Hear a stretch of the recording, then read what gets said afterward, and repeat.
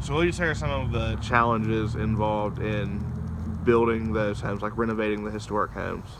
Well, it's just that every situation is different. We don't have the ability in town to go replicate the same project over and over like you do in other development situations. So every project that we find, it's either a different lot with different problems, meaning the grade is difficult, or the shape of the lot is difficult, or um, you know, we deal with water runoff issues. We deal with neighbors. We have to make sure that when we're building in town that we're not negatively impacting the houses that are close around it.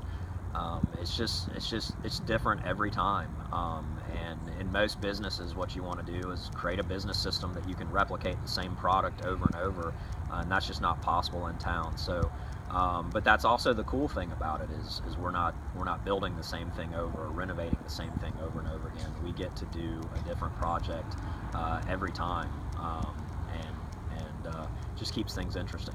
So. And then what's it like working with the Historic Preservation Commission? It has its pluses and minuses. I'm not a big fan of having to go through that process. I feel like I feel like preserving history is something that I'm very passionate about, and that I think is a great part of our community. But I don't feel like the new construction should have to go through a historic preservation process. I also don't agree with having to take non-conforming houses and when we renovate them and go through that process. Athens already has very strict zoning laws in size and scale and lot coverage and things like that. So the process for me is a little bit cumbersome. It is especially hard to take a client through it with you, because the clients don't understand that they think they own a piece of property and we live in a free country and they can build what they want and do what they want with their property. And when you go through that process, that's just not the case. I greatly agree with the historic preservation piece of the HPC.